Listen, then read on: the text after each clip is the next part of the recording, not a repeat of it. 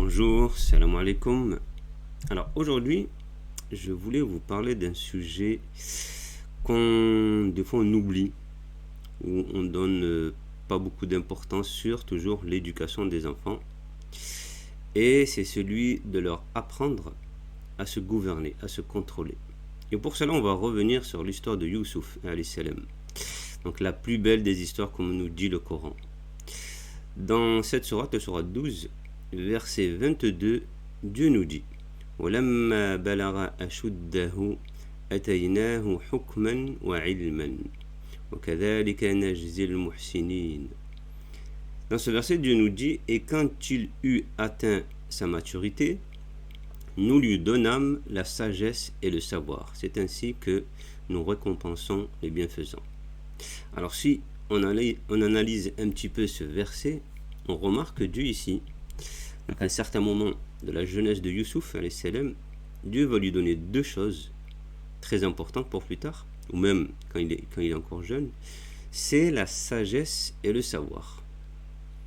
Et ce qui est important aussi d'analyser, c'est l'ordre dans lequel Dieu donne ça à Youssouf. Il parle de sagesse avant le savoir.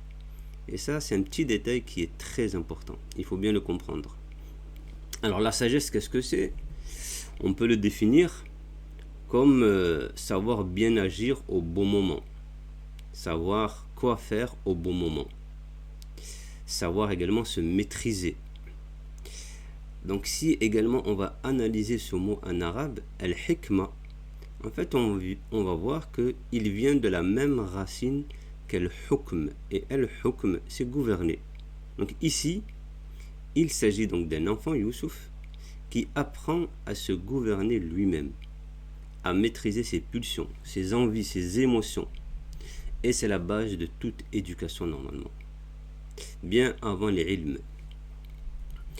Ainsi, quand on éduque un enfant, ce n'est pas seulement pour qu'il sache lire, qu'il apprenne plusieurs choses, et ça, des fois, ils le font très bien s'ils sont motivés, s'ils sont suivis.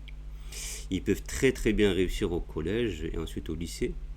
Pareil dans le domaine religieux, ils vont apprendre des versets, des sourates, des notions très importantes, et quand ils sont petits, ils peuvent être très studieux, et ils vont très bien apprendre. Leur cerveau va être très bien alimenté. Mais par contre, parfois, et des fois souvent, ils auront du mal à se retenir de mentir, à se retenir de tricher des fois même.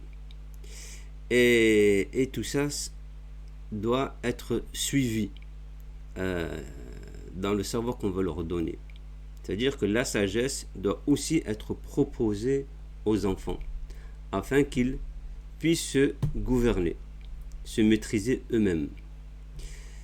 Et ça demande de l'attention, ça demande de l'échange avec notre enfant, afin qu'il puisse se retenir de mentir quand c'est plus facile, de se retenir de tricher, même quand personne ne les regarde, persévérer dans l'effort, même quand il est fatigué.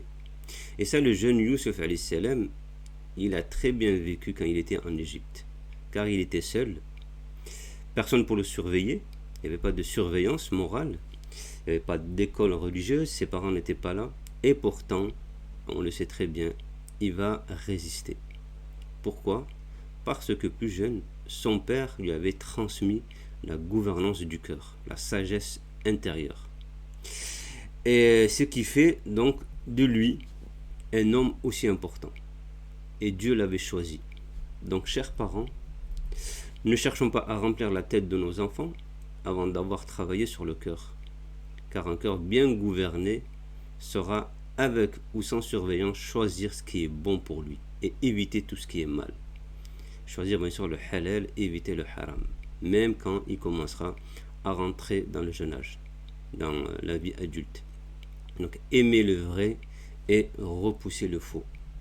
Donc un enfant qui apprend à se gouverner, c'est un enfant qui plus tard sera capable de se contenir, donc de choisir, de grandir. Et ça, c'est la vraie réussite.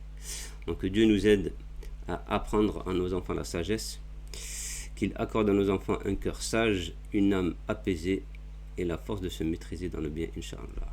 Et je vous dis à bientôt pour une nouvelle leçon. Salam alaikum.